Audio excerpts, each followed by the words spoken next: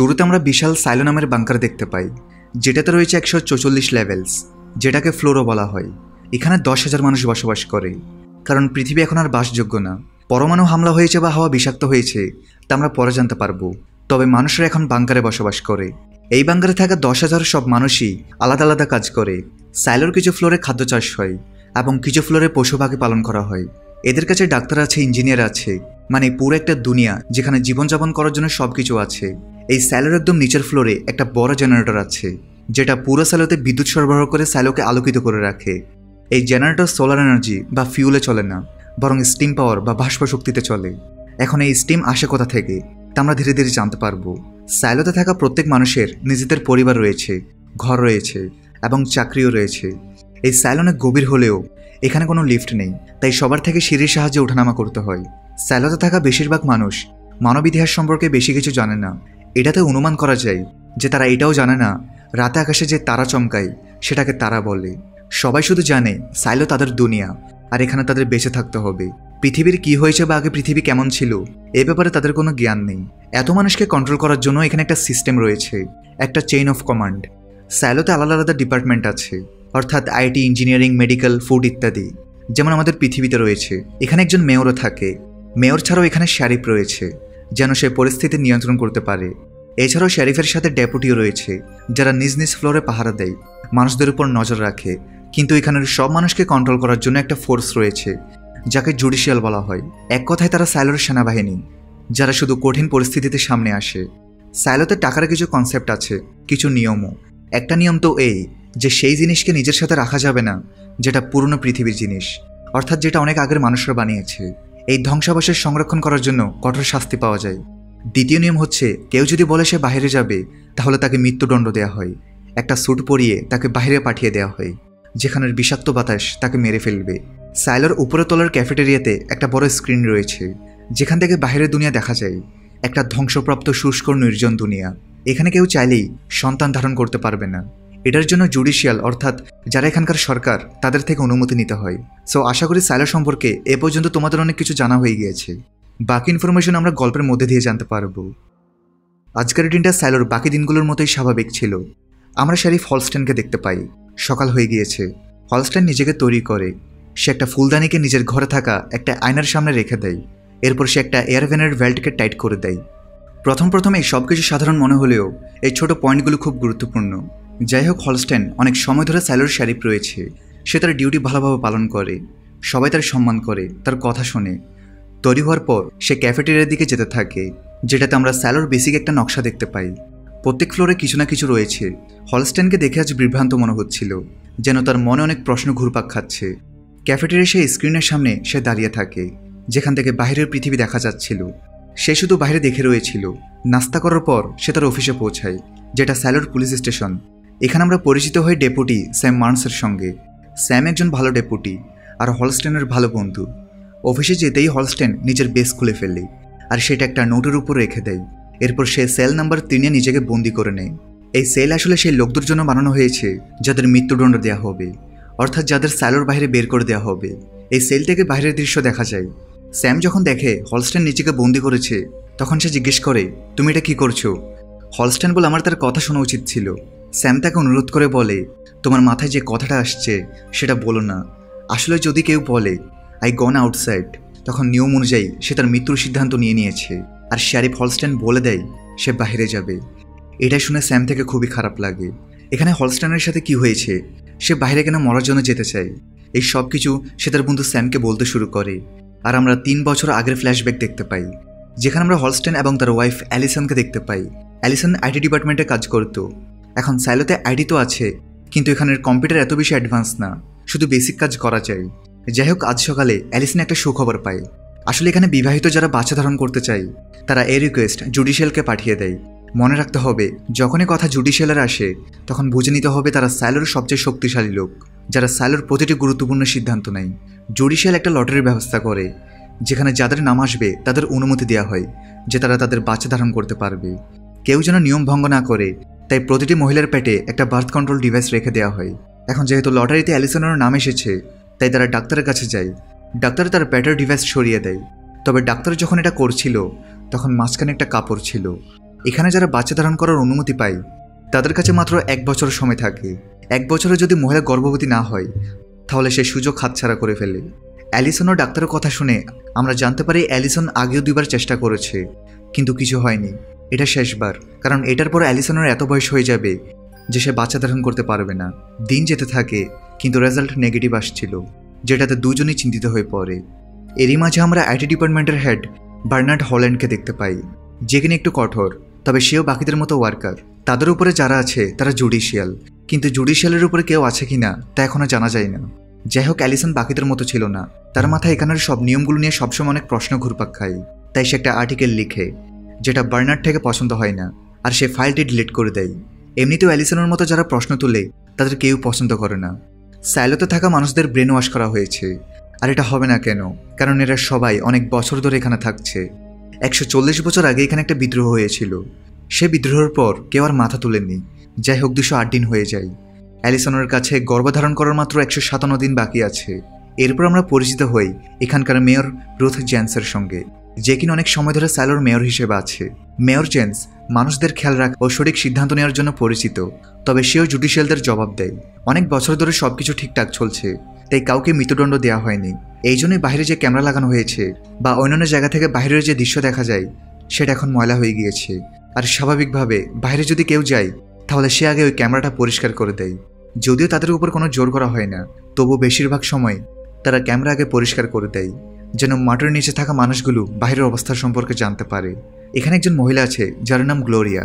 যেহেতু এখানে কারো গর্ভধারণ করার লটারি আসলে সবাই খবরটা জানতে পারে, তাই গ্লোরিয়া অ্যালিসনের সাথে দেখা করতে আসে।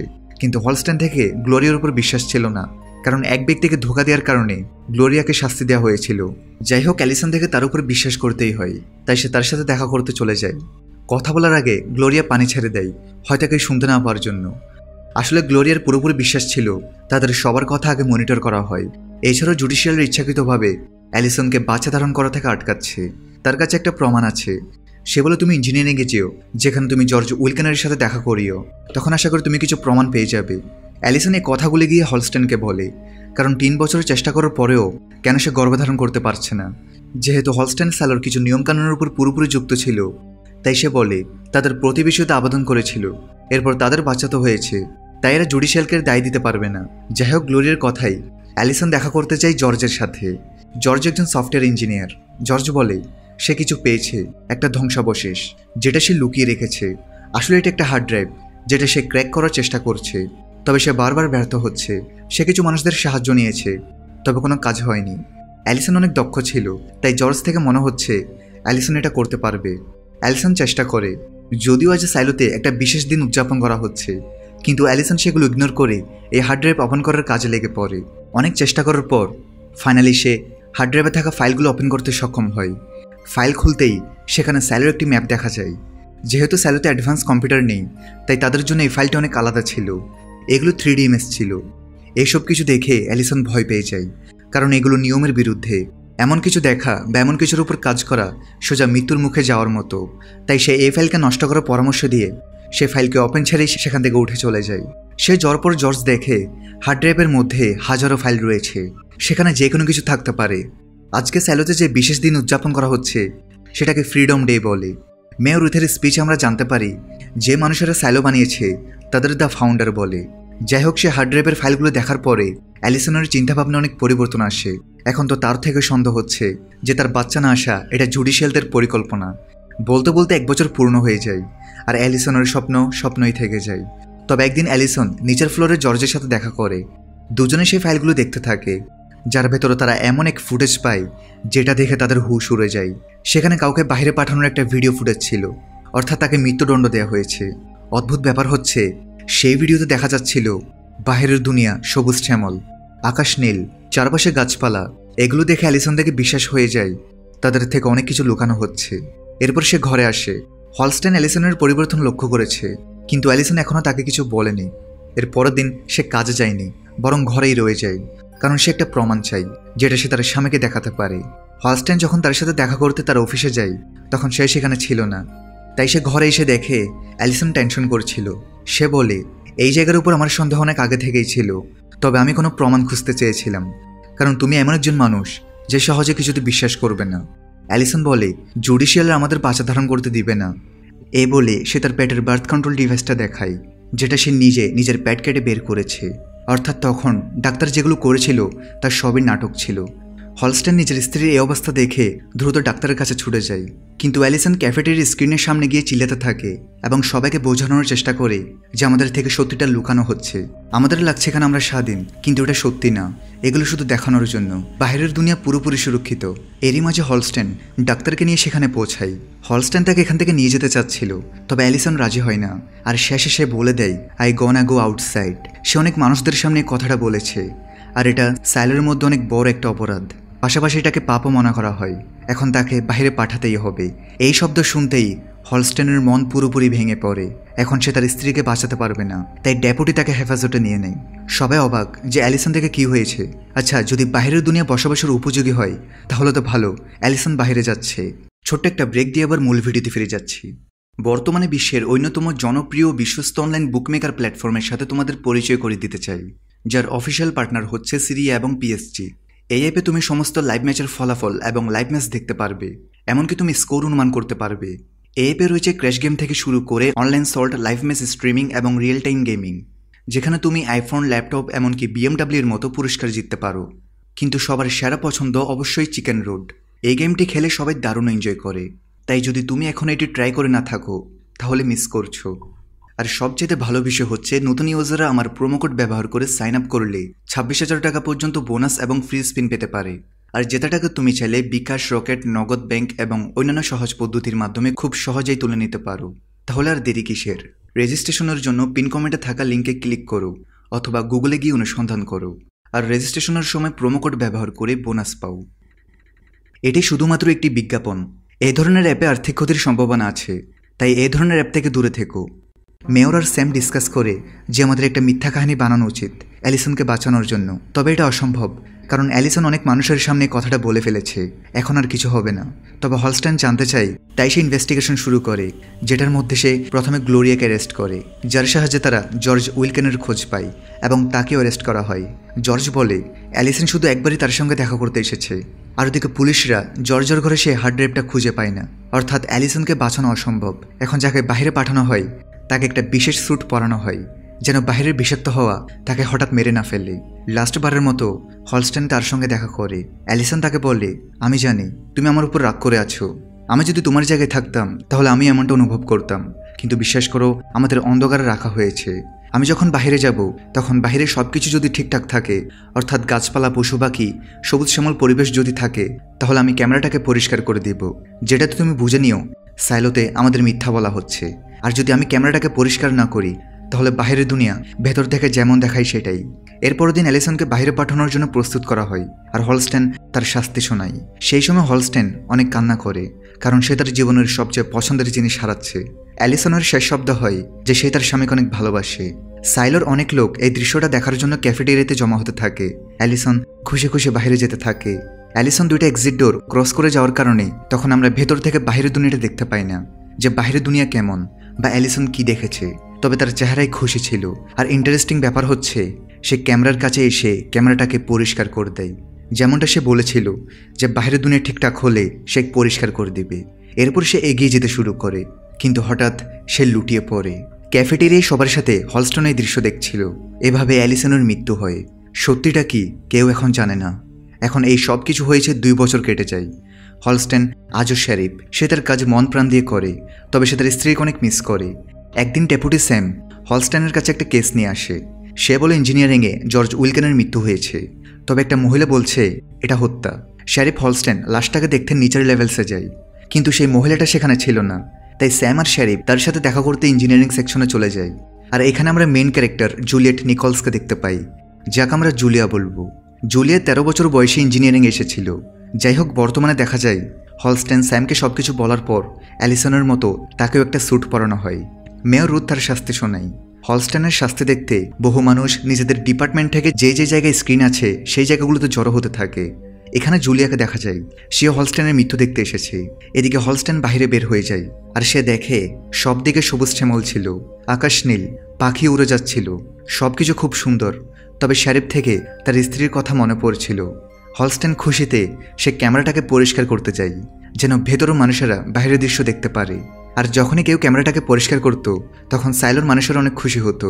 কিছু লোকেরা তো বাজিও রেখেছে যে সে ক্যামেরাটাকে পরিষ্কার করবে নাকি করবে না। এরপর শেরিফ সামনে যেতে থাকে, কিন্তু হঠাৎ তারও কিছু হয়ে যায়। সে কিছু কদম চলতেই লুটিয়ে পড়ে। সাইলোর লোকেরা এই সব কিছু অবাক হয়ে দেখছিল। হলস্টেনের অবস্থা খারাপ হতে থাকে। সে সহ্য করতে না পেরে নিজের হেলমেট খুলে ফেলে আর হ্যাচড়াতে হ্যাচড়াতে নিজের স্ত্রী অ্যালিসনের কাছে চলে যায়, এবং এরপর সেও মারা যায়। ক্যাফেটেরিয়া থেকে এই সব কিছু জুলিও দেখছিল। সে রাগে বলে সে একজন মিথ্যাবাদী ছিল, আর এর সাথে সে সেখান থেকে চলে যায়। কিছু মানুষদের মধ্যে ঝগড়া শুরু হয়। তখন নক্স নামের এক লোক সবাইকে শান্ত করে বলে, দেখেছো বাইরে আমাদের জন্য কিছু নেই, তাই নিজেদের কাজে মন দাও। ইঞ্জিনিয়ারিং সেকশনের মেকানিক হেড একজন বৃদ্ধ মহিলা, যার নাম মার্থা ওয়ার্কার, এবং মার্থার পরে নক্স, যে কিনা এখানকার ওয়ার্কারের হেড। সে সবার উপর নজর রাখে, তাদের কাজ বুঝিয়ে দেয়। জুলি একজন মেকানিক হিসেবে এখানে কাজ করে, তবে সবার কাছেই সেই যোগ্যতা আছে। সবাই সাইলোর বিশাল জেনারেটরের চাপ ঠিক রাখে, কিন্তু কিছু সময় ধরে সাইলোর জেনারেটরের মধ্যে কোনো সমস্যা হয়েছে, যেটা সামনে আরও আমরা গভীরভাবে জানতে পারবো। এদিকে হলস্টেনের মৃত্যু নিয়ে ডেপুটি স্যাম সবার থেকে বেশি দুঃখী হয়ে থাকে। হলস্টেন একটা চিঠি আর তার বেস স্যামের জন্য রেখে গিয়েছে, কিন্তু চিঠিতে কী লেখা ছিল তা কিছুক্ষণ পরে জানা যাবে। মেয়র রুথ অনেক চিন্তিত হয়ে আছে। সন্ধ্যায় স্যাম তার সাথে দেখা করে। তাদের দুজনের সম্পর্ক অনেক ভালো, এমনকি এটাও বলা ভুল হবে না যে স্যাম রুথকে ভালোবাসে। সে তার অফিসে আসে, যেখানে রুথ সাইলোতে জন্ম হওয়া নতুন বাচ্চাদের জন্য সুইটার বুনছিল। রুথ বলে, আমি পুরনো সকল রেকর্ড দেখেছি। আমার আগে সাইলোতে যতগুলো মেয়র ছিল তাদের মধ্যে কেউই নিজেদের শেরিফকে বাইরে পাঠায়নি, কিন্তু আমি একমাত্র সেই মেয়র যার সাথে এটা হয়েছে। এটাই ইঙ্গিত দেয় যে শীঘ্রই সাইলোর পরিস্থিতি খারাপ হবে। স্যাম তাকে চিন্তা করতে মানা করে আর নতুন একজন শেরিফকে হায়ার করতে বলে, কারণ স্যাম কয়েক মাস পর রিটায়ার হয়ে যাবে। যদিও শেরিফ হায়ার করার কাজ মেয়রের থাকে, কিন্তু জানি না কেন জুডিশিয়ালের প্রত্যেকবার এই কাজে হস্তক্ষেপ করে, আর তারা নিজেদের কোনো পছন্দের লোক এই পোস্টে দিতে চায়। এরপর সেই লেভেলটি দেখা যায় যেখানে জিনিসপত্রের রিসেলিং করা হয়। যেহেতু সাইলোতে সীমিত সম্পদ রয়েছে, তাই যে জিনিস কারো থেকে দরকার নেই তা সে রিসেলিং ডিপার্টমেন্টে পাঠিয়ে দেয়। এরপর সেই জিনিসটা এমন একজন পায় যেটা তার থেকে সত্যিই দরকার। এটা একটা নিয়ম সাইলোর। এমনিতেও কারো ইচ্ছা থাক বা না থাক, তাদের জিনিসপত্র রিসেলিং করতে হয়। এদিকে জুলিও চিন্তিত ছিল। প্রথম আমাদের লাগছিল জুলিও সত্যের সন্ধানে আছে, সেও সাইলোর রহস্য জানতে চায়, কিন্তু এমনটা না। এখন পর্যন্ত জুলিয়া থেকে সাইলোর কোনো রহস্য নিয়ে মাথা ব্যথা নেই। সে রাগান্বিত অবস্থায় মার্থার ওয়ার্কশপে আসে। জুলিয়া মার্থার সাথেই বড় হয়েছে, তাই মার্থা জুলিয়াকে বুঝতে পারে। মার্থা জিজ্ঞেস করে কি হয়েছে। জুলিয়া বলে, হলস্টেন আমাকে যে ওয়াদা দিয়েছিল সেটা পূরণ হয়নি। আমার বিশ্বাস জর্জ নিজেকে শেষ করেনি, বরং তার হত্যা হয়েছে। এখন আমরা জানবো যে জর্জের সাথে কি হয়েছে আর তার সাথে জুলিয়ার কি সম্পর্ক, আর জুলিয়া কেন হলস্টেনের মৃত্যুর পর তাকে মিথ্যাবাদী বলেছিল। এই সব কিছু জানার জন্য আমাদের কাহিনীকে কিছু সময় পেছনে নিয়ে যেতে হবে। এটা সেই সময় যখন অ্যালিসন মারা গিয়েছে, প্রায় 2 বছর হয়ে গিয়েছে। হলস্টেন জর্জের কেস নিয়ে ইনভেস্টিগেশন করছে। সে দেখে জর্জ অনেক উপর থেকে লাফ দিয়ে নিজেকে শেষ করেছে, তবে জুলিয়া থেকে লাগছিল না যে সে নিজেকে শেষ করেছে। এর নাম হচ্ছে হ্যাঙ্ক, যে ইঞ্জিনিয়ারিং সেকশনের ডেপুটি। সে নিচের লেভেলসের সব মানুষকেই চিনে, তাই জুলিয়া তার থেকে সাহায্য চাওয়ার পর সে হলস্টেনকে জুলিয়ার কাছে নিয়ে এসেছে। তারা সবাই সেই জায়গাটিতে আসে যেখানে জর্জ উপর থেকে পড়েছে। জুলিয়া হলস্টেনকে বলে, জর্জ নিজেকে শেষ করতে পারে না, কারণ আমি তাকে চিনি। সে নিরাশ ছিল না, আর না তো তার কোনো সমস্যা ছিল। এই ঘটনাটা রাত 3টায় হয়েছে, কিন্তু নিয়মের মধ্যে এটাও আছে যে রাত হলে সবার থেকে ঘুমিয়ে পড়তে হবে। যেহেতু এখানে কোনো লিফট নেই, তবুও মানুষেরা একে অপরের সাথে কানেক্টেড, কারণ এখানে এমন কিছু মানুষ কাজ করে যাদের পটার্স বলা হয়। তারা বিভিন্ন জিনিসপত্র ডেলিভারি করে, সাথে চিঠিও। হলস্টেন বলে, হতে পারে কোনো পটার্স সেটা হতে দেখেছে। এখানে জুলিয়া যেহেতু জর্জকে ভালোবাসতো, তাই নিচের লেভেলসের বেশিরভাগ মানুষ তাদের সম্পর্কের ব্যাপারে জানতো। জর্জ তার মৃত্যুর আগের দিন জুলিয়ার সাথে দেখা করে। সে অনেক খুশি ছিল। সে জুলিয়াকে বলে, আমি কিছু পেয়েছি, যেটার খোঁজ আমি অনেক দিন ধরে করছি। রাতে জুলিয়া সেটা দেখতে জর্জের অ্যাপার্টমেন্টে যায়, যেখানে সে একটা খেলনা পায় আর একটা নোট, যেটাতে লেখা ছিল, এই খেলনাটা আমরা প্রথমবার কোথায় দেখেছিলাম তা তোমার মনে আছে? সেই জিনিসটা আমি পেয়ে গেছি, যেটার জন্য আমি অনেক বছর ধরে অপেক্ষা করছি। এই খেলনাটা আসলে একটা ডিসপেন্সার, যেটাতে বাচ্চারা ক্যান্ডি রাখে। জুলিয়া বুঝতে পারে না এগুলোর কি অর্থ, কিন্তু সেটা লুকিয়ে রাখে। এখন শেরিফ যখন তার সাহায্য করতে চায়, তখন জুলিয়া তাকে সব বলে দেয়। তবে জুলিয়াও বোকা ছিল না, সে সেই নোটটাকে অর্ধেক ছিঁড়ে ফেলেছিল। এরপর জুলিয়া শেরিফকে সেখানে নিয়ে যায় যেখানে সে ডিসপেন্সার প্রথমবার দেখেছিল। এই জায়গাটা সবচেয়ে নিচের লেভেলস থেকেও নিচে। অনেকটা ভেতরে যাওয়ার পর রাস্তা শেষ হয়ে যায়। সামনে একটা বোর্ডে লেখা ছিল, এই জায়গা থেকে সামনে এগোবেন না, এটার ওপারে গেলে আইন লঙ্ঘন হবে। জুলিয়া হলস্টেনকে নিয়ে সেখানে ঢুকে পড়ে। সেখানে একটা ছোট টানেল ছিল। যদিও হলস্টেনের জন্য এখানে আসা অপরাধ, তবুও সে জুলিয়ার সাথে একটা এগ্রিমেন্ট করেছে যে হলস্টেন জুলিয়াকে এগুলোতে ফাঁসাবে না। যাই হোক, তারা 20 ফুট গভীরে নেমে পড়ে। এরপর তারা এমন একটা জায়গাতে পৌঁছায় যেখান থেকে সাইলোর খনন কাজ শুরু হয়েছিল। সেখানের দৃশ্য দেখে শ্যারিফের চোখ কপালে উঠে যায়। এই বিশাল মেশিনটার সাহায্যে পুরো সাইলো বানানো হয়েছিল, কিন্তু এত বড় মেশিনকে তো আর ফেরত নিয়ে যাওয়া যায় না, তাই এটাকে এখানে রেখে দেওয়া হয় আর সাইলোকে এর উপরে বানিয়ে দেওয়া হয়। জুলিয়া বলে বেশিরভাগ মানুষ এই জায়গার ব্যাপারে জানে না, আর জর্জ এই জায়গাতে অনেকবার আসতো। জুলিয়া একটা বক্স বের করে যেটাতে কিছু রেলিক্স অর্থাৎ ধ্বংসাবশেষ ছিল। হলস্টেন জিজ্ঞেস করে যে জর্জকে রেলিক্সের ব্যবসা করতো। জুলিয়া জবাব দেয় না, সেটা জানি না, তবে সেই জিনিসগুলো অনেক পছন্দ করত, সেগুলো জমা করত। আমি কখনো বুঝতে পারিনি সেগুলো থেকে কি পাই, তবে সে কোনো এক বিশেষ জিনিসের খোঁজে ছিল। এই বক্সের মধ্যে বিশেষ কোনো রেলিক্স তো ছিল না, তবে একটা ছেঁড়া তার আটকে ছিল, যেটা জুলিয়া নোটিস করে। জুলিয়া এমন তার আশেপাশে খুঁজে, তখন সে আরেকটি জায়গায় সে তার খুঁজে পায় যেটাকে লুকানো হয়েছে। জুলিয়া তারটির পিছু করে একটা ব্যাগ পায়, সেটাকে তারের সাথে অ্যাটাচ করা হয়েছে, অর্থাৎ এটাতে বিশেষ কিছু ছিল। সে ব্যাগের মধ্যে একটা নোটবুক ছিল যেখানে লেখা ছিল how to recover deleted files এবং একটা হার্ড ড্রাইভ। আসলে এটা সেই হার্ড ড্রাইভ যেটা অ্যালিসন ওপেন করেছিল। হলস্টেন এটাকে নিয়ে যাওয়ার কথা বলে আর জুলিয়াকে ওয়াদা দেয় যে সে এটার ব্যাপারে কাউকে বলবে না। এটা শুনে জুলিয়া রেগে যায়, কারণ সে জর্জের খুনি পর্যন্ত পৌঁছাতে চায়। তবে হলস্টেন তো অন্য কিছু বলছিল। সে বলে হলস্টেন শুধু জুলিয়ার হাতের ঘড়িটা দেখে তার উপর সন্দেহ করে, যার পরে সে তাকে সাহায্য করার জন্য রাজি হয়। আর তার আসল উদ্দেশ্য জর্জ অ্যালিসনকে এমন কি বলেছিল যেটাতে অ্যালিসন বাইরে যেতে চেয়েছিল। হলস্টেন জুলিয়াকে বলে এটা রেড লেভেলের রেলিক্স, জুডিশিয়ালরা যদি এটার ব্যাপারে জানতে পারে তাহলে তোমার সাজা হবে। আমি সাহায্য করব, ওয়াদা দিচ্ছি, শুধু তোমার থেকে চুপ থাকতে হবে যতক্ষণ আমি বুঝতে পারছি এগুলো কি। জুলিয়ার কাছেও আর কোনো রাস্তা ছিল না, তাই সে বাধ্য হয়ে হলস্টেনের কথায় রাজি হয়। তবে সে রেগে বলে সে যদি তার স্ত্রীর কথা শুনতো তাহলে আজ হয়তো সে বেঁচে থাকতো। হলস্টেন বলে অ্যালিসন থেকেও তোমার মতো ভয় লাগতো না, সেও প্রশ্নের উত্তর খুঁজত। এরপর তার কি হয়েছে তা তো তুমি জানো, তাই আমার কথা শোনো, এটাতেই ভালো। যখন আমি কোনো উত্তর পেয়ে যাব তখন আমি তোমাকে সংকেত দিয়ে দিব। এখানে আমরা জানতে পারি হলস্টেনকে যখন বাইরে পাঠানো হয় তখন জুলিয়া কেন তাকে মিথ্যাবাদী বলেছিল। এটার আসল কারণ হচ্ছে হলস্টেন বাইরে তো চলে যায়, কিন্তু সে জুলিয়াকে কোনো সংকেত দেয় না। এইসব কাহিনী জুলিয়া মার থেকে শোনাচ্ছিল। জুলিয়া হলস্টেনকে যে ছেঁড়া নোটটি দিয়েছিল, যেটার কিনা একটি অংশে সে নিজে রেখে দিয়েছে, সেটাতে লেখা ছিল সেই জিনিসটা আমি পেয়ে গিয়েছি। এমনিতেও জর্জ অনেক বছর ধরে সাইলোর রহস্য খোঁজার কাজে ছিল, আর সেই জুলিয়াকে একদিন বলেছিল যে পানির ভেতর কোনো গোপন দরজা আছে, তাকে শুধু সেই দরজাটা খুঁজতে হবে। তবে আফসোস, জুলিয়া না তো সে পানিতে যাওয়ার সুযোগ পায়, আর না তো জর্জ নিজে যাওয়ার জন্য বেঁচে আছে। এখানে ইন্টারেস্টিং ব্যাপার হচ্ছে হলস্টেন যে চিঠিটা স্যামকে দিয়েছিল সেখানে লেখা ছিল আমার মারা যাওয়ার পর জুলিয়া নিকলসকে শ্যারিফ বানানো হোক, যেটা খুবই অদ্ভুত সিদ্ধান্ত ছিল। জুলিয়া একদম নিচের লেভেলসে থাকে, সে একজন ইঞ্জিনিয়ার, সে কিভাবে শ্যারিফ হবে? তবে এটা কোনো সংকেত হতে পারে যেটা জুলিয়া চাইতো। তবে মেয়র রুথের জন্য এই সিদ্ধান্ত নেওয়া একটু কঠিন। এমন কেউ শ্যারিফ হতে হবে যে আইন কানুনের ব্যাপারে জানে, সাথে প্রপার ট্রেনিংও নিয়েছে।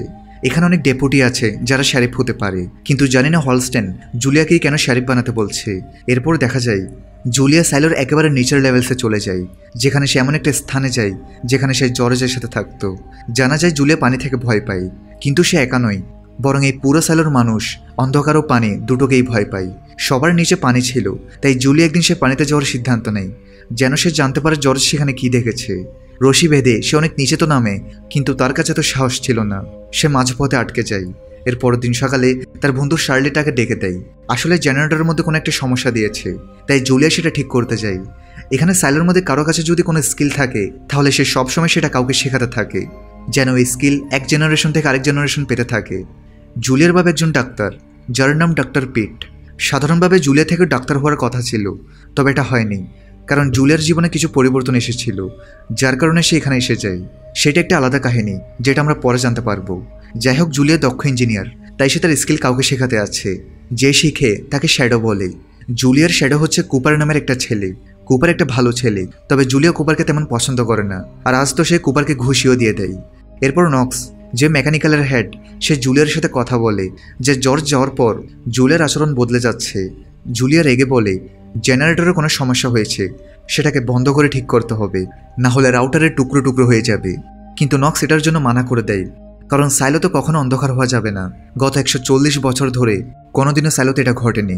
অন্ধকার নিয়ে সবার মনে একটা ভয় আছে। তবে জুলিয়ার কথাও ঠিক, জেনারেটরের ছোট সমস্যাটি যদি এখন ঠিক করা না হয় তাহলে জেনারেটর চিরতরে বন্ধ হয়ে যাবে।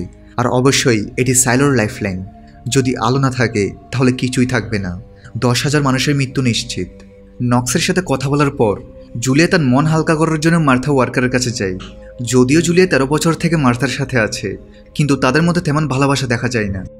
তারা দুজন রাগের মাথায় একে অপরের সাথে কথা বলে, কিন্তু তারা একে অপরকে অনেক সম্মান করে আর দুজনেই একে অপরকে বিশ্বাস করে। অদ্ভুত ব্যাপার হচ্ছে, মার্থা গত 25 বছর ধরে নিজের ওয়ার্কশপ থেকে বাইরে যায় না। জুলিয়া মার্থাকে বলে, আমি অসফল, আমি তো জর্জের জন্য পানিতেও যেতে পারছি না। কিন্তু মার্থা তাকে শান্ত করে বলে যে আমরা মানুষ, আমরা হতাশ হই, ব্যর্থ হই, কিন্তু আমাদের হাল ছাড়া উচিত নয়। জুলিয়ার আগে এটা বলে চলে যায় যে দেখো, আমাকে সেই মানুষটা এ কথা বলছে যে 20 বছর ধরে নিজের ওয়ার্কশপ থেকে বাইরে যায় না। উপরের লেভেলসে যাওয়া যাক। দেখা যায় মেয়র জুলিয়ার সাথে দেখা করার জন্য নিচে যাওয়ার প্রস্তুতি নিচ্ছে। যেহেতু এখানে 144 ফ্লোর আছে আর নিচে যাওয়ার জন্য শুধু সিঁড়ি আছে, তাই নিচের ফ্লোরে যেতে অনেক সময় লাগে। তাই কেউ যদি নিচে যেতে চায় বা নিচ থেকে কেউ যদি উপরে আসতে চায়, তাহলে সে নিজের সাথে ব্যাগ এবং খাবার পানি নিয়ে নেয়, কারণ এটা একটা লম্বা সফর। মেয়র একটু হলেও চাইছে জুলিয়ার শারিফ হোক, কিন্তু জুডিশিয়ালরা এটা মানতে নারাজ। তবুও তারা মেয়র ও শারিফের কাছে তেমন বাধা দেয় না। জুডিশিয়ালরা চায় যে মেয়র জুডিশিয়ালদের পছন্দের কাউকে শারিফ করুক, কিন্তু মেয়র রুথ এই ব্যাপারটা এখনও মানেনি। যাই হোক, তারা সর্বপ্রথম আইটির হেড বার্নার্ডের সাথে দেখা করে যে সে এই সিদ্ধান্তের ব্যাপারে কীভাবে এই সিদ্ধান্ত নেওয়ার ফলে ভবিষ্যতে কি কোনো অঘটন ঘটতে পারে। বার্নার্ড এই সিদ্ধান্তে একেবারে খুশি না। সে বলে জুলি একজন চোর, সে একবার হিট ট্যাপ চুরি করেছে। যদিও জানা যায় জুলি এটা ইঞ্জিনিয়ারিংয়ে কিছু ঠিক করার জন্য করেছে, কিন্তু বার্নার্ড এটা বিশ্বাস করে না। এখানে আমাদের একটা জিনিস মনে রাখতে হবে যে হিট ট্যাপ এটা গুরুত্বপূর্ণ পয়েন্ট। মেয়র রুথ এখানকার বেশিরভাগ বাচ্চাদের জন্য নিজ হাতে সুইটার বুনতো। নিচের ফ্লোরগুলোতে সে অনেক বছর ধরে যায়নি, তবে এখন রুথ সেখানে গিয়ে দেখে যে বাচ্চাগুলো এখন বড় হয়ে গিয়েছে। মেয়র তাদের সাথে দেখা করে। সেখানেই তাদের সাথে পরিচয় হয় জুলিয়ার পিতা ডাক্তার পিটের সাথে। মেয়র তাকে জুলিয়ার ব্যাপারে জিজ্ঞেস করে যে তাদের সম্পর্ক কেমন। পিট অবাক হয় যে কি হয়েছে, জুলিয়া কিছু করেছে নাকি।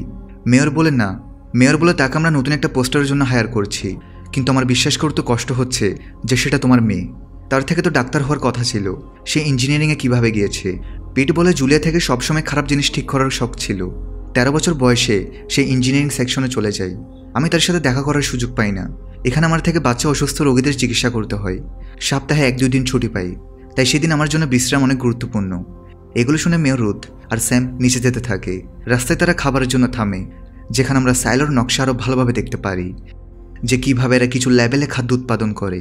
রুথ আর স্যাম নাস্তা করতেই যাবে, ঠিক সেই সময় সেখানে জুডিশিয়ালদের সিকিউরিটি হেড রবার্ট সিন্স আসে। সে তার সাথে মেয়র রুথের জন্য কিছু তাজা স্ট্রবেরি এনেছে। রবার্ট বলে এটা জাজ ম্যাডোসের তরফ থেকে। জাজ ম্যাডোস হচ্ছে সাইলোর সর্বোচ্চ প্রধান, অর্থাৎ তার কথাই সব কিছু হয়। ম্যাডোস একজন মহিলা যার সাথে পরে দেখা করা যাবে।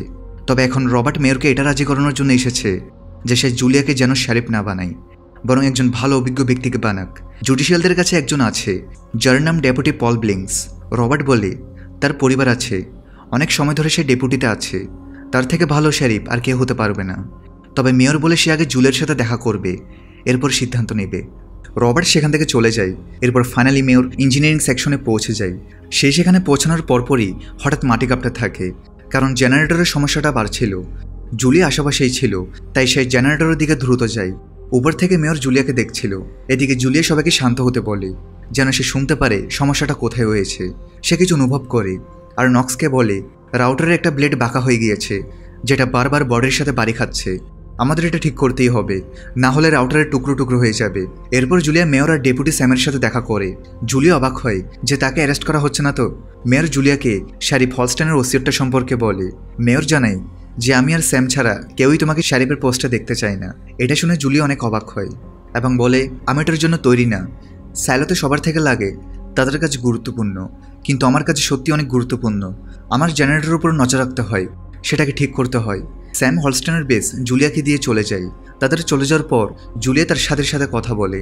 সবে আশ্চর্য যেটা কেমন সিদ্ধান্ত। সেখানে ডেপুটি হ্যাঙ্ক যখন হলস্টেনের বেসের পেছনে একটি শব্দ দেখে, তখন সে বেসটা জুলিয়াকে দেয়।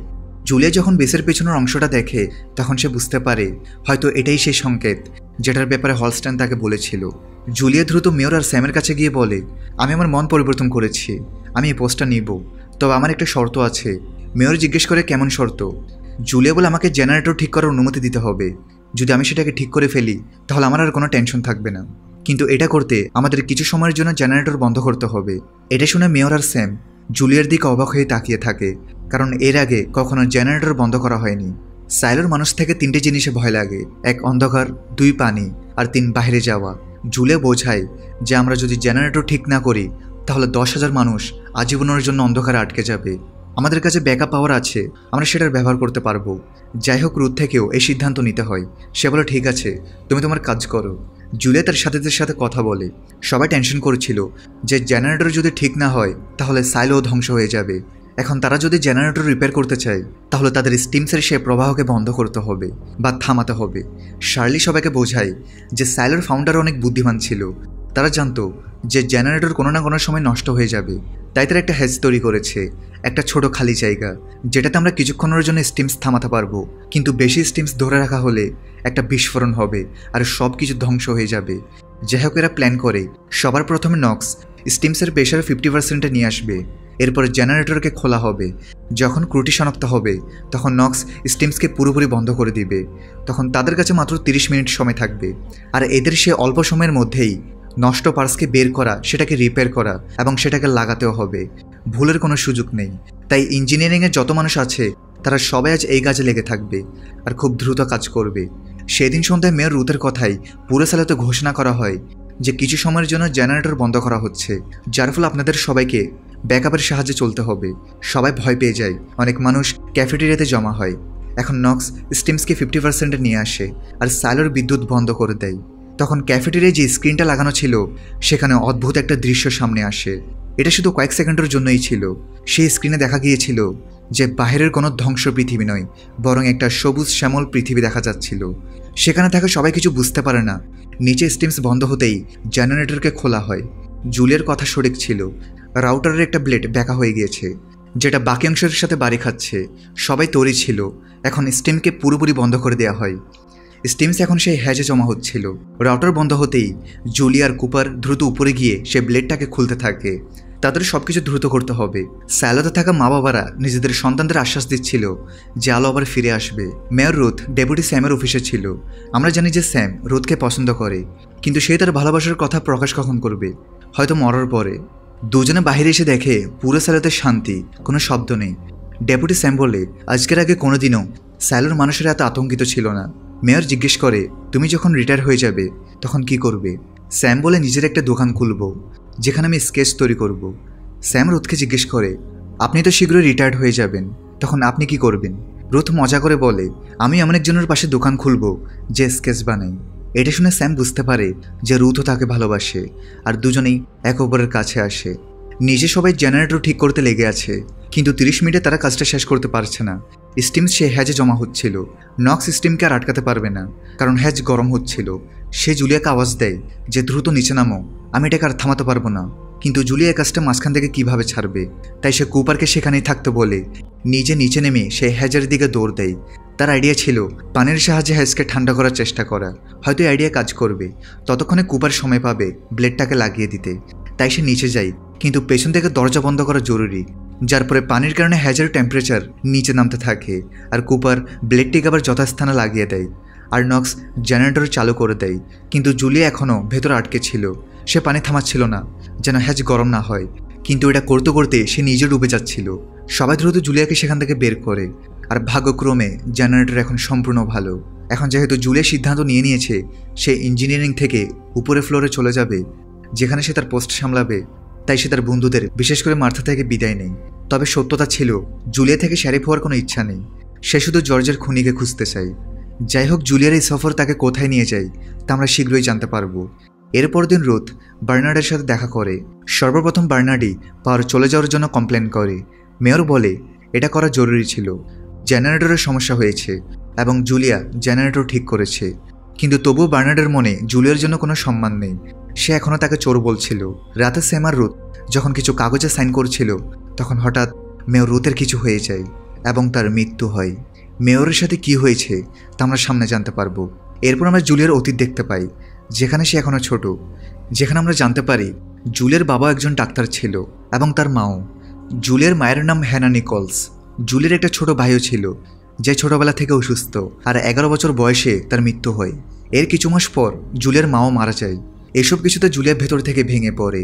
তবে তার ভাইয়ের মৃত্যু থেকে মায়ের মৃত্যু পর্যন্ত তাদের এই সময় এমন কিছু ঘটেছিল যার ফলে জুলিয়া তার বাবাকে ঘৃণা করতে শুরু করে। মায়ের মৃত্যুর পর বাপ মেয়ের মধ্যে ঝগড়া লেগে থাকতো, তাই একদিন জুলিয়া তার ঘর থেকে বের হয়ে যায়।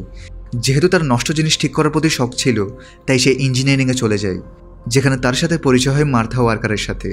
মার্থা তাকে রাখতে তো চায়নি, কিন্তু জুলিয়ার জেদ দেখে সে তাকে ময়লা ফেলার কাজ দেয়। সাইলোতে যত রিসাইলিংয়ের জিনিস রয়েছে সেগুলো প্রত্যেক ফ্লোর থেকে একটা বড় পাইপের থ্রু ফেলা হয়।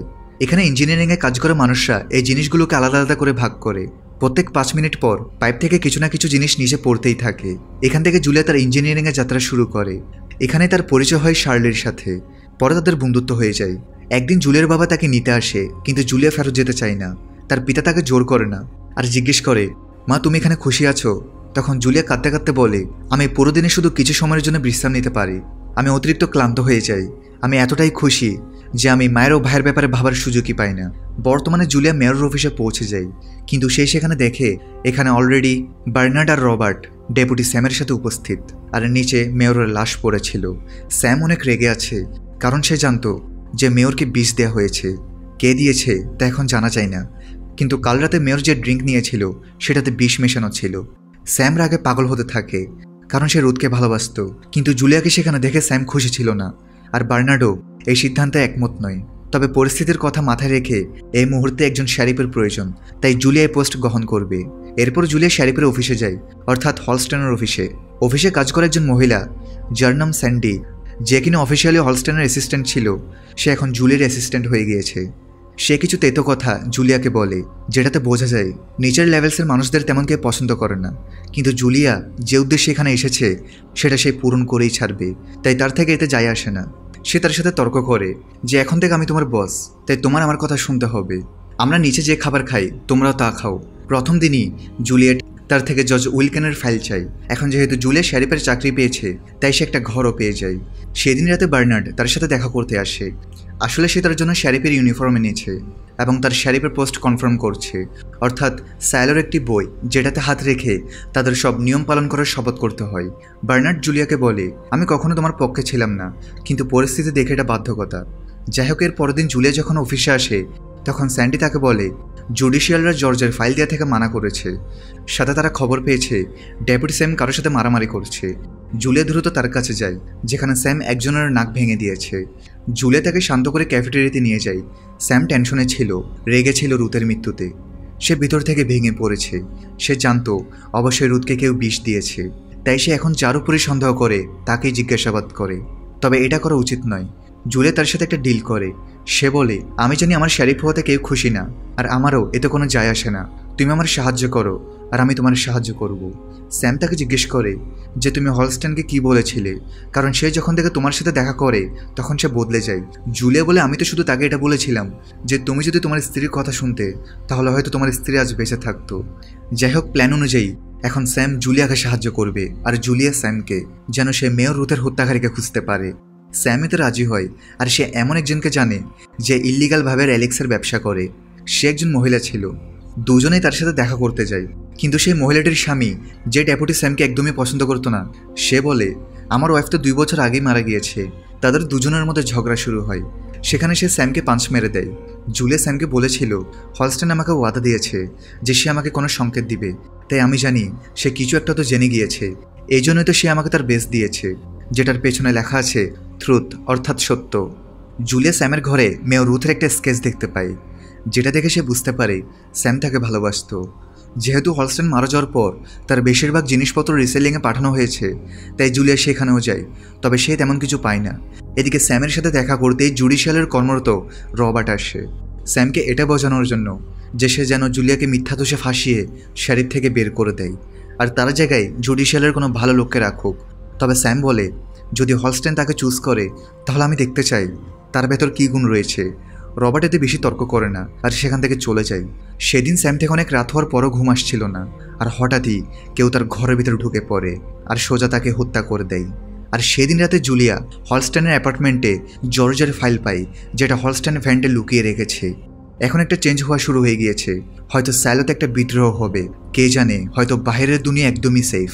জুলিয়া এখন যে ঘরে আছে এটাই সে ঘর যেটাতে হলস্টেন ছিল। হলস্টেন তার ঘরের ভেন্টে জুলিয়ার জন্য একটি হিডেন ফাইল রাখে, যেটা সে এখন খুঁজে পেয়েছে। আসলে এটা ছিল জর্জের কেস ফাইল। এখানে তার স্টেটমেন্টও ছিল। জর্জ একটা বড় রহস্য লুকিয়ে রেখেছিল, যেটা জুলিয়া এখনও জানে না। ঠিক তখন দরজায় এক পটার আসে জরুরি একটা খবর নিয়ে। আসলে এটা ছিল ডেপুটি স্যামন্সের মৃত্যু সংবাদ। এটা শুনে জুলিয়ার অনেক খারাপ লাগে। সে যখন তার অ্যাপার্টমেন্টে পৌঁছে তখন রবার্ট ও পল বেলিংস আগে থেকেই সেখানে ছিল। আসলে এটাই সেই পল যাকে জুডিশিয়ালরা শেরিফের পোস্ট দিতে চেয়েছে। এটা নিশ্চিত যে গতকাল রাতে স্যামের অ্যাপার্টমেন্টে ঢুকে তাকে হত্যা করা হয়েছে। যদিও স্যাম খুনের সাথে অনেক লড়াই করে, কিন্তু শেষ পর্যন্ত সে মারা যায়। জুলিয়া স্যামের অ্যাপার্টমেন্টে রুথের একটা স্কেচ দেখেছিল, যেটা এখন সেখানে নেই। হয়তো খুনিটা নিয়ে গেছে। জুলিয়া এটা নোট করে রাখে। কিছুক্ষণ পর বার্নার্ড সেখানে আসে। এখন তাদের যেভাবেই হোক এই মামলাটি চেপে রাখতে হবে, অথবা কমপক্ষে এমন কোনো কিছু সামনে আনতে দেওয়া যাবে না যাতে সাইলোর মানুষ ভয় পেয়ে যায়। তাই বার্নার্ড বলে আমাদেরকে তাদের রিলেশনশিপটা সামনে আনতে হবে। এতে মানুষের অ্যাটেনশন একটু অন্যদিকে যাবে, আর তারা স্মরণসভা ঘোষণা করবে বলে ঠিক করে। আর এই স্মরণসভা তারা রুথের স্মৃতিতে ঘোষণা করতে যাচ্ছে। রবার্টকে দেখে অনেক রাগী মনে হচ্ছিল। সে জুলিয়াকে বলে গতকাল রাতে আমি তার সাথে দেখা করি। আমি তাকে বলেছিলাম তোমাকে শেরিফের পোস্ট থেকে সরিয়ে দেওয়ার জন্য, কিন্তু সে তোমার ব্যর্থতা দেখতে চেয়েছিল। এখন ডেপুটি স্যামন্সের স্থানে পলকে দেওয়া হয়, যার জন্য জুলিয়া খুশি ছিল না, কিন্তু তাকে জোর করে মেনে নিতে হয়। এরপর সাইলোর বাগানে দুজনকে একসাথে সমাহিত করা হয়। বার্নার্ড সেখানে স্পিচ দেয়। তারপর সে জুলিয়াকেও কিছু বলতে বলে। মেকানিক্যাল থেকে ডেপুটি হ্যাঙ্ক এসেছিল, কারণ এখানে এত কিছু হয়ে যাচ্ছে। তাই হ্যাঙ্ক জুলিয়াকে বলে মার্থা তার জন্য টেনশন করছে, সে তাকে শেরিফের পোস্ট ছেড়ে দিতে বলে। কিন্তু জুলিয়া মানে না, কারণ তাকে খুনিকে খুঁজে বের করতে হবে। স্যামের পকেট থেকে জুলিয়া একটি লিস্ট পায়। লিস্টে ছিল সেসব মানুষের নাম যাদেরকে স্যাম সন্দেহ করত, এবং হয়তো মেয়র রুথের খুনিও এদের একজন হবে। তাই এখন সেই লিস্ট ব্যবহার করে জুলিয়া খুনিকে খুঁজতে শুরু করে। স্যামন্সের মৃত্যুর কারণে স্যান্ডিও খুব বিষণ্ণ ছিল। যদিও সে জুলিয়াকে পছন্দ করতো না, কিন্তু এখন সে চায় জুলিয়া যেন সে খুনিকে খুঁজে বের করে। তো এই তদন্তে পলও তাকে সাপোর্ট দেয়। কিন্তু জুলিয়া প্যাট্রিক ক্যানেডি নামের একজনের সাথে লুকিয়ে দেখা করতে যায়। সে তখন বাড়িতে ছিল না, তাই জুলিয়া চুপচাপ ওয়ারেন্ট ছাড়াই তার বাড়িতে ঢুকে যায়, এবং সে সেখানে ওই স্কেচটা খুঁজে পায়, যেটা থেকে সে বুঝতে পারে হয়তো প্যাট্রিকই স্যামকে খুন করেছে, যেটা সত্য হতে পারে না। অথবা হয়তো কেউ তাকে ফাঁদে ফেলেছে। হতে পারে সে যখন প্যাট্রিকের সাথে দেখা করতে গেছে তখন কেউ স্কেচটা তার ঘরে রেখে গিয়েছে। এই সময় সে কাজে গিয়েছিল, তাই জুলিয়া তাকে সাবধান করে। অন্যদিকে পল বাড়ি যাওয়ার বদলে রবার্টের সাথে দেখা করতে যায়। রবার্ট তখন ডাক নামের একজনের সাথে ছিল। সে তাকে কিছু বলছে। পল সেখানে আসলে রবার্ট বলে ওর সাথে পরিচিত হও পল, আমার ছাত্র। ডাক চলে যাওয়ার পর পল একটু অবাক হয়, হয়তো ডাক ভালো না। পল ডেপুটি স্যাম আর মেয়র রুথের কেস নিয়ে কিছু কথা বলতে এসেছে। তখন রবার্ট তাকে বলে তার একজনকে সন্দেহ করছে, কিন্তু সে প্যাট্রিক নয়, অন্য কেউ। আসলে রবার্ট জানতো যে পল এসব গিয়ে জুলিয়াকে বলবে, তাই সে জুলিয়াকে মনোযোগ সরানো এবং প্যাট্রিকের ঘরে স্কেচ কে রেখেছে এ নিয়ে তদন্ত না করার জন্য এসব বলছে। কারণ জুলিয়া যদি জানতে পারে প্যাট্রিকের ঘরে স্কেচটা কে রেখে প্যাট্রিককে ফাঁসানোর চেষ্টা করছে, তাহলে অবশ্য সেই আসল খুনি। পল জুলিয়ার সাথে দেখা হবার পর ঠিক তাই করে। সে বলে জুডিশিয়ালরা এক ব্যক্তির নাম দিয়েছে যে মেয়রের খুনি হতে পারে, কিন্তু জুলিয়া অনেক স্মার্ট ছিল। সে বুঝতে পারে যে জুডিশিয়ালরা শুধু তাদের মনোযোগ অন্যদিকে সরাতে চায়। আজকে সে রেসে হওয়ার কথা যা বার্নার্ড ঘোষণা করেছে। সবাই সেই রেস দেখতে এসেছে। এখানে সেই খুনিও আসে যে এখন পর্যন্ত সবাইকে বোকা বানিয়ে আছে। আসলে এই সব কিছু জুডিশিয়ালের লোকেরা করছে, যারা তাদের ক্ষতি করে এবং গোপনে সাইলো নিয়ে ঘাটাঘাটি করে তাদের জুডিশিয়ালরা নিজেদের পথ থেকে সরিয়ে দেয়। টাগই ছিল সেই খুনি, এবং এখন সে রবার্টের কথাই প্যাট্রিককে মারতে যাচ্ছিল, কারণ জুলিয়া যেন প্যাট্রিকের সাথে কথা বলে কোনো ক্লু খুঁজে না পায় যে স্কেচ তার ঘরে আসলো কিভাবে। এবং এখন যেহেতু সবাই সেই রেস দেখছে, তাই প্যাট্রিককে রাস্তা থেকে সরিয়ে দিতে জুডিশিয়ালদের জন্য সহজ। কিন্তু জুলিয়া এসব আগেই গেস করে। সে আগে থেকেই সেখানে উপস্থিত ছিল, তাই ডাক দৌড়ে পালাতে থাকে। জুলিয়াও তাকে পাকড়াও করে। এই সময় দুজনের মধ্যে মারামারি হয়। এক পর্যায়ে জুলিয়া রেলিংয়ে ঝুলে পড়ে। ডাক তাকে মেরে ফেলতো, কিন্তু মানুষের মনোযোগ তাদের দিকে চলে যায় আর জুলিয়া বেঁচে যায়। সেদিন সন্ধ্যায় ডাক রবার্টের সাথে দেখা করে। সে এটা বলতে এসেছে যে সে তার কাজে ব্যর্থ হয়েছে। রবার্ট রাগ করে না, বরং বলে কোনো সমস্যা নেই, আমরা মানুষ আর মানুষের ভুল হয়। তারপর সে রবার্টকে তার ছোটবেলার গল্প বলতে শুরু করে, যে সে ছিল এক ঝাড়ুদারের ছেলে, কিন্তু তার ভাগ্যে অন্য কিছু লেখা ছিল। শেষে সে ডাককে জিজ্ঞেস করে তুমি কি সাইলোর ভালোর জন্য সবকিছু করতে প্রস্তুত? ডাক উত্তর দিল হ্যাঁ। আর এটা বলার পর রবার্ট তাকে ধাক্কা দিয়ে নিচে ফেলে দেয়, যার ফলে ডাক মারা যায়। পরের দিন সবাই এটা জানতে পারে। এরপর পল এবং জুলিয়া জাজ ম্যাডোসের সাথে দেখা করে। ম্যাডোসের পজিশন সবার থেকে উঁচুতে, সব সিদ্ধান্ত সেই নেই, বাকিদের তার কথা মেনে চলতে হয়। জাজ ম্যাডোস জুলিয়াকে বলে এখন এই কেসটি বন্ধ করো, আমরা মেয়র রুথ আর ডেপুটি স্যামের খুনিকে পেয়ে গেছি। সে এখন মারা গেছে। জুলিয়া তার সাথে বেশি কথা না বলে তাকে ধন্যবাদ দিয়ে চলে যায়। পল আর জুলিয়া ধীরে ধীরে একে অপরকে বিশ্বাস করতে শুরু করে। কিন্তু সেই স্যান্ডি নামে অ্যাসিস্ট্যান্ট, সে অফিস ছেড়ে লেভেল 105-এ শিফট হতে যাচ্ছে। হয়তো হলস্টেন ছাড়া তার ভালো লাগছে না। বার্নার্ড, যে আইটির প্রধান ছিল, সে এখন টেম্পোরারি মেয়রের জায়গায় আছে। যতক্ষণ না নির্বাচন হয় ততক্ষণ সেই মেয়র থাকবে। সে জুলিয়ার সাথে দেখা করে এবং ক্ষমা চেয়ে বলে, শুরুতে তোমার উপর আমার সন্দেহ ছিল, কিন্তু সেটা আমার ভুল ছিল। এখন আমি বুঝলাম হলস্টেন কেন তোমাকে চেয়েছে। তুমি খুব ভালো কাজ করেছো, আর যতক্ষণ আমি আছি তুমি আমার কাছে সাহায্য চাইতে পারো। তারপর জুলিয়া 2 দিনের ছুটি চেয়ে বলে, আমাকে নিচে যেতে হবে। ইঞ্জিনিয়ারিংয়ে আমার লোকদের কাছ থেকে আমার বিদায় নিতে হবে, আর আমার অসম্পূর্ণ কাজ শেষ করতে হবে। বার্নার্ড তাকে অনুমতি দেয়। সেদিন সন্ধ্যায় নিচে যাওয়ার আগে জুলিয়া ক্যাফেটেরিয়ায় লুকাস নামের একজনের সাথে দেখা করে, যে একজন সফটওয়্যার ইঞ্জিনিয়ার। সে প্রায় প্রতিদিন সন্ধ্যায় ক্যাফেটেরিয়ায় কিছুক্ষণ সময় কাটাতে আসতো। সবাই চলে যাওয়ার পর সে তাদের প্যাটার্ন বুঝতে চেষ্টা করত। জুলিয়া তাকে জিজ্ঞেস করে, তুমি কি করছো? তখন লুকাস বলে, এই টিমে আলো একটা বিশেষ প্যাটার্নে ঘুরছে, আমি জানি না কেন। এরপর জুলিয়া নিচে যায়। নিচে পৌঁছে জুলিয়া মার্থার সাথে দেখা করে। উপরের অবস্থার সাম্প্রতিক মৃত্যুর জন্য মার্থা জুলিয়ার জন্য চিন্তিত ছিল। মার্থা জুলিয়াকে বলে, তোমার এখন পদত্যাগ করা উচিত। কিন্তু জুলিয়া রাজি হয় না। জর্জের জিনিসপত্রের মধ্যে জুলিয়া একটা ডিভাইস খুঁজে পায়, যেটা খুবই অ্যাডভান্স ছিল। এখানের কোনো ইঞ্জিনিয়ার বা মেকানিক সেটা বুঝতে পারেনি। এখানে ম্যাগনিফায়ার ব্যবহারও নিষিদ্ধ, যেন মানুষ পুরনো পৃথিবী সম্পর্কে কিছুই জানতে না পারে। এখানে মানুষকে কন্ট্রোলে রাখা হয়, আর যখন কেউ লিমিট ক্রস করে তখন সে মারা যায়। আর মার্থার ভয় হয় যে জুলিয়ার সাথেও হয়তো খারাপ কিছু ঘটবে। তবে জুলিয়া আপাতত সেখানে থাকতে চায়। অবশেষে সে নিচে যায়, যেখানে সে জর্জের পুরনো জিনিস থেকে সে ডিসপেন্সার খুঁজে বের করে। তখন জুলিয়া থেকে জর্জের সাথে কার্টুনে একটা ঘটনা মনে পড়ে, যখন দুইজন একসাথে ছিল, মানে জর্জ জীবিত ছিল। এখানে আমরা জানতে পারি যে তাদের মধ্যে অনেক ভালোবাসা ছিল, কিন্তু জর্জ তখন অনেক কিছুর উত্তর খুঁজছে। জুলিয়া কখনো কারো প্রতি আগ্রহ ছিল না, সে শুধু স্যালোতে জর্জের সাথে থাকতে চেয়েছে। জর্জও তাকে বেশি কিছু খুলে বলেনি, কিন্তু তারপরে সে মারা যায়। আর জুলিয়া কখনো জানতে পারেনি জর্জ কিসের পিছনে ছুটছে। বর্তমানে দেখানো হয় খুনি ডাগ মারা গেছে, আর জাজ মেডোস জুলিয়াকে এই কেস ক্লোজ করতে বলে। কিন্তু জুলিয়া শেষবারের মতো ডাগের বাড়ি তল্লাশি করে, আর সেখানে পল সে ডিসপেন্সারিটা খুঁজে পায়। এটা একটা র্যালিক, তাই স্যালোতে এটা ইল্লিগাল। আসলে এই র্যালিক জুলিয়া এখানে রেখেছিল, যাতে সেই ক্লোজড কেস নিয়ে আবার কাজ করতে পারে। এরপর তারা জুডিশিয়ালের লোক জাজ মেডোস আর রবার্টের সাথে দেখা করে। রবার্ট বলে, এ র্যালিক ডাগের হতে পারে না, কারণ আমি জানি গত 140 বছরের স্যালোর ভেতর যত র্যালিক ছিল তাদের রেকর্ড অলরেডি আমার কাছে আছে। কিন্তু স্যালোর কিছু চুক্তিতে এমন নিয়মও ছিল যার মাধ্যমে শেরিফ ইনভেস্টিগেশন করতে পারবে। রবার্ট বুঝতে পারে যে জুলিয়া কোনো গেম খেলছে, কিন্তু সেটা রিভিল করেনি। ম্যাডোস অনুমতি দেয়। এটা স্পষ্ট যে জুডিশিয়ালের লোকরা জর্জকে মেরেছে। জুলিয়া শুধু ঘটনার গভীরে যেতে চেয়েছিল, কিন্তু এটা শুধু একটা মার্ডার মিস্ট্রি হতে যাচ্ছে না, বরং অবাক করে দেওয়ার মতো বিষয় সামনে আসবে। পল জুলিয়াকে বলে, তুমি এখন যে ফ্লোরেই যাও না কেন, জুডিশিয়াল তোমার উপর নজর রাখবে। তাই পল তাকে তার সাথে থাকার পরামর্শ দেয়। এরপর দুজনেই প্যাট্রিক কেনেডির সাথে দেখা করতে যায়, যাকে ডাক মারতে চেয়েছিল, কিন্তু জুলিয়া তার জীবন বাঁচায়। প্যাট্রিকের স্ত্রী কিছু অবৈধ র্যালিকের বিজনেস করছিল। এখন সে যদিও মারা গেছে, কিন্তু জুলিয়ার কিছু ইনফরমেশন দরকার। শুরুতে সে কিছু বলতে চায় না, কিন্তু পরে সে একজনের নাম বলে। আসলে এটা ছিল মিস জ্যাকসন নামের একটা মহিলা। এই দুজন যখন তার সাথে দেখা করতে যায়, তখন জুলিয়া জেনে অবাক হয় যে সে আসলে জর্জের গার্লফ্রেন্ড ছিল। আর মিস জ্যাকসনের কথা শোনার পর জর্জ সম্পর্কে জুলিয়ার ধারণাটাই বদলে যায়। মিস জ্যাকসন বলে, আমি ভেবেছিলাম সে আমাকেও ভালোবাসে, কিন্তু সে আসলে আমাকে ব্যবহার করছিল। আর যখন তার উদ্দেশ্য পূরণ হয়, যখন সে যেটা খুঁজছিল সেটা পেয়ে যায়, তখন সে আমাকে ছেড়ে চলে যায়। জুডিশিয়ালের লোকেরা আমাকে সন্দেহ করছিল, তাই তারা আমাকে শাস্তি দেয়, আর আমাকে আমার আপনদের থেকে আলাদা করে দেয়। জর্জ যদি তোমাকে মিথ্যা প্রতিশ্রুতি দিয়ে থাকে, তাহলে তাকে কখনো বিশ্বাস করো না। হঠাৎ করে এসব কথা জুলিয়ার জন্য বেশ অদ্ভুত ছিল। হয়তো জর্জ তার সিক্রেট মিশনের জন্য অন্যদের ব্যবহার করছিল, হয়তো জুলিয়াও এসবে ইনভলভ ছিল, হয়তো সেও একজন ভিকটিম ছিল। জ্যাকসনের সাথে কথা বলার পর তারা সেখান থেকে চলে যায়। কিন্তু যখন জুলিয়া অফিসে ফিরে, তখন দেখে যে বার্নার্ড আর রবার্ট আগে থেকে সেখানে উপস্থিত।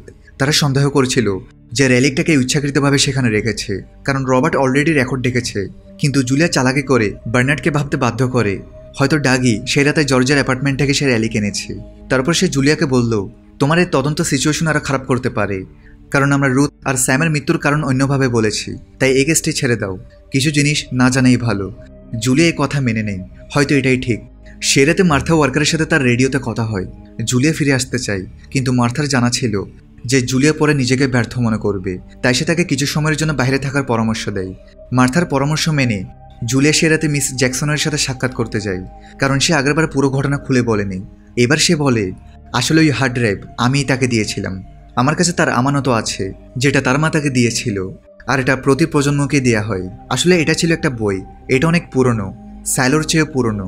জুলিয়া সেটা বাড়িতে নিয়ে আসে। দেখা যায় এটাতে পুরনো পৃথিবীর ছবি আছে। জুলিয়া এসব প্রথমবার দেখছে। সে বিশ্বাস করতে পারছে না যে পৃথিবী কখনো এমন ছিল। আর এখানে একটা টুইস্ট আসে যখন আমরা দেখি যে সাইলোর প্রতিটি মানুষের উপর কড়া নজর রাখা হচ্ছে। এখানে একটা পুরো দল আছে যারা সবসময় লুকিয়ে থাকে, আর তাদের কাছে অত্যাধুনিক কম্পিউটারও আছে। তাদের একজন বলে আমাদের তাকে জাগাতে হবে। এটা খুবই গুরুত্বপূর্ণ, কারণ তারা দেখেছে যে জুলিয়া রেড লেভেলের একটা র্যালিক খুঁজে পেয়েছে। এখন আমরা বৃদ্ধ গ্লোরিয়াকে দেখি, যে কিনা হাসপাতালে ভর্তি। অদ্ভুত ব্যাপার হলো সে সমুদ্রের দৃশ্য কল্পনা করছিল। যদিও স্যালো তো খুব কম মানুষই জানে সমুদ্র কি, গ্লোরিয়া আসলে কে, সে এসব কীভাবে জেনেছে একটু পরে আমরা জানতে পারবো। যদিও আগের রাতে জুলিয়া এসব ছেড়ে দেওয়ার সিদ্ধান্ত নিয়েছিল, কিন্তু যখন সে মিস জ্যাকসনের সাথে দেখা করে তখন তার কাছ থেকে সে কিছু নতুন কথা জানতে পারে। আর এখন সে গ্লোরির সাথে সাক্ষাৎ করতে চায়, কারণ সে জর্জের খালা ছিল। আর এই পরিবার কিছু তো জানে। জুলিয়া তার সাথে দেখা করার জন্য মেডিকেলে যায়, কিন্তু মনে হচ্ছিল গ্লোরিয়ার সেন্স ঠিক নেই। সে অদ্ভুত কিছু কথা বলছিল। যদিও জুলিয়া অনেক কিছু জানতে চায়, কিন্তু নার্স তাকে বলে সে ম্যাডোসের অনুমতি ছাড়া এর সাথে কথা বলতে পারবে না। জুলিয়া জাজ ম্যাডোসের সাথে দেখা করার কথা ভাবে, যেন সে তাকে গ্লোরির সাথে কথা বলার অনুমতি দেয়। কিন্তু ম্যাডোস অফিসে ছিল না। তার সহকারী বলে যে সে অসুস্থ, তাই সে এখন তার বাড়িতে আছে। সেই সময় পুলিশ স্টেশনে পলের স্ত্রী তার সাথে দেখা করার জন্য আসে, কিন্তু হঠাৎ সে জানতে পারে যে নিচের লেভেলসের ঝগড়া শুরু হয়েছে। তখন জুলিয়া ছিল না। যাই হোক, পল আর বাকি ডেপুটি বিষয়টি সামলে নেয়। জুলিয়া যখন ফিরে, পল তখন রেগে বলে তোমাকে এখনই সিদ্ধান্ত নিতে হবে। ঠিকমতো তোমার ডিউটি পালন করো অথবা সব ছেড়ে চলে যাও। আজ আমি মরতে মরতে বেঁচেছি। আমরা যদি ঠিক সময় না পৌঁছাতাম, হয়তো এই লোকেরা একে অপরকে মেরেই ফেলতো। জুলিয়া তার কাছ থেকে ক্ষমা চায় আর বলে তুমি জানো যে আমি জর্জের মৃত্যুর রহস্য জানতে এসেছি, কিন্তু এটা সামান্য কোনো ব্যাপার না। কারণ আমার মনে হয় জর্জের মৃত্যুর সাথে অনেকে জড়িত, যেমন হলস্টেন, তার স্ত্রী, স্যাম আর রুথ। আর আমাকে এটা বের করতেই হবে। সন্ধ্যায় জুলিয়া আবার ক্যাফেটেরিয়াতে লুকাসের সাথে দেখা করে। আজ রাতে তারা দেখা যাচ্ছে না। তারা দুজন কিছুক্ষণ গল্প করে, আর লুকাস জুলিয়ার কাছে আসার চেষ্টা করে, কিন্তু জুলিয়া সেখান থেকে চলে যায়। আজকে বার্নার্ড তাকে দেখা করার জন্য মেসেজ করে, আর যখন সে তার কাছে যায় তখন বার্নার্ড বলে মনে হচ্ছে আমার জীবন ঝুঁকিতে আছে। এটা শুনে জুলিয়া সিকিউরিটিকে ডাকতে যাচ্ছিল, কিন্তু বার্নার্ড তাকে থামায় আর বলে আইটিতে সব কিছু আমিই কন্ট্রোল করি। তুমি মনে করো জেনারেটরের কারণে সাইলো চলছে, কিন্তু যদি আমার আইটির মানুষেরা যদি এর শক্তি ঠিকভাবে ব্যবহার না করে তাহলে জেনারেটর কি কাজে আসবে? সে এমন কিছু কথা বলতে থাকে যেন সে জাজ ম্যাডোসকে সন্দেহ করছে। তাই সে জুলিয়ারকে পরামর্শ দেয় সে যা খুঁজছে সেটা যেন তাড়াতাড়ি খুঁজে বের করে, কারণ জাজ ম্যাডোস হয়তো তাকে শীঘ্রই সরিয়ে দিবে। তাই জুলিয়া তার সাথে সাক্ষাৎ করতে যায়, কিন্তু তখন জাজ ম্যাডোস তার বাড়িতে ছিল আর সে অসুস্থ ছিল। জুলিয়া তাকে বলে চলো চুক্তি করি, তোমরা আমাকে সরিয়ে দিতে চাও, আমি নিজেই চলে যাব, কিন্তু শুধু একবার আমাকে গ্লোরির সাথে সাক্ষাৎ করতে দাও কয়েক ঘন্টার জন্য। কিন্তু ম্যাডোস বলে এটা আমার হাতে নেই। এটা শুনে জুলিয়া বেশ অবাক হয় যে সব কিছু আপনার কন্ট্রোলেই তো আছে, কিন্তু ম্যাডোস তাকে সাহায্য করে না। জুলিয়া সেখান থেকে চলে যায়, কিন্তু তাকে গ্লোরির সাথে দেখা করতেই হবে। তাই সে তার বাবার সাহায্য নেয়। সে তাকে লুকিয়ে মেডিকেলে নিয়ে যায়। তখন রাত, তাই বেশি মানুষ নেই সেখানে, কিন্তু রবার্ট আর তার দল নজর রাখছে। গ্লোরির অবস্থা থেকে ওরা বুঝতে পারে তাকে কোনো ড্রাগ দেওয়া হচ্ছে, আর নেশাগ্রস্ত অবস্থায় গ্লোরিয়া কোনো প্রশ্নের উত্তর দিতে পারছে না। যাই হোক, ডক্টর পিট বলে আমরা সিডিশন রিভার্স করার জন্য ওকে কিছু ওষুধ দিচ্ছি, কিন্তু আমি জানি না এতে কাজ হবে কিনা। জুলিয়ার কাছে সময় খুব কম। ডাক্তার পিট তাকে একটা ইঞ্জেকশন দেয়, যেটাতে গ্লোরির শরীরে ব্যথা শুরু হয়, আর কিছুক্ষণ পর তার জ্ঞান ফিরে। এদিকে রবার্ট আর তার দল জানতে পারে যে জুলিয়া গ্লোরির সাথে কথা বলতে গেছে। সৌভাগ্যবশত তারা এমন এক জায়গায় ছিল যেখানে কোনো ক্যামেরা ছিল না। গ্লোরির অবস্থা একটু ঠিক হলে তখন জুলিয়া তার কাছে জর্জের ব্যাপারে কিছু প্রশ্ন করতে শুরু করে। ডক্টর পিটকে দেখে গ্লোরিয়া কান্না করতে শুরু করে, কারণ 40 বছর আগে পিটের কারণে গ্লোরিয়া বাচ্চা জন্ম দিতে পারেনি, কারণ অ্যালিসনের মতো তার বার্থ কন্ট্রোল ডিভাইস রিমুভ করা হয়নি। এটা শুনে জুলিয়া তার বাবার উপর অনেক রাগ করে, কিন্তু সে বলে আমি এটা করতে বাধ্য ছিলাম, মানে এসব জুডিশিয়াল তাকে করতে বাধ্য করেছিল। তারপর জুলিয়ার গ্লোরিয়াকে সেই বইটি দেখায়, যেটা থেকে সে বেশি ইমোশনাল হয়ে পড়ে। সে জিজ্ঞেস করে এটা তো আমি জর্জের মাকে দিয়েছিলাম, সেটা কিভাবে পেয়েছে? জুলিয়া জানতে চাই এসব কি। গ্লোরিয়া বলে আমাদের মতো মানুষদেরকে ফ্লেম কিপার্স বলা হয়। আমরা পুরনো পৃথিবী সম্পর্কে জানি। বিদ্রোহের পর সাইলোতে আমাদের জাতিকে মুছে ফেলার চেষ্টা করা হয়েছে, তাই আমার কখনো বাচ্চা হয়নি। আমরা অনেক কিছু জানি, আর তোমার মায়ের চিন্তাও আমাদের মতো ছিল, সেও একজন ফ্লেম কিপার ছিল। এটা শুনে জুলিয়া বেশ অবাক হয়, আর সে বুঝতে পারে যে এখানে সবাইকে মিথ্যা বলা হচ্ছে। গ্লোরিয়া বলে এই বইটি লুকিয়ে রাখো, যদি ওরা জানতে পারে তাহলে তুমি অনেক বড় বিপদে পড়বে। তখন জুলিয়া বুঝতে পারে যে হয়তো এখানে সব দিকে ক্যামেরা লাগানো আছে। আসলে এই ক্যামেরাগুলো প্রতিটি বাড়ির আয়নার পেছনে ইনস্টল করা হয়েছে। সে তখন আয়নাগুলোকে কাপড় দিয়ে ঢেকে দেয়। রবার্ট রেডার্সকে পাঠিয়ে দেয়, কিন্তু ততক্ষণে জুলিয়া সেখান থেকে বের হয়ে গেছে। আর সে সেই হার্ড ড্রাইভও খুঁজে পেয়েছে, যেটা হলস্টেন এখন গ্লোরিয়ার রুমের ভ্যান্টে লুকিয়ে রেখেছিল। রেডার্সরা সেখানে পৌঁছে, তবে তারা জুলিয়াকে খুঁজে পায়নি। আর এরই সাথে সাইলো সিরিজের সিজন 1-এর 7 নং এপিসোড এখানেই শেষ হয়। পরের এপিসোডগুলো নিয়ে দেখা হবে পার্ট 2 ভিডিওতে, যেটার লিঙ্ক এই ভিডিওর কমেন্টে দেওয়া থাকবে। আর এই সিরিজটা তোমাদের কেমন লাগছে অবশ্যই কমেন্টে জানাবে। সবাই ভালো থাকো, সুস্থ থাকো।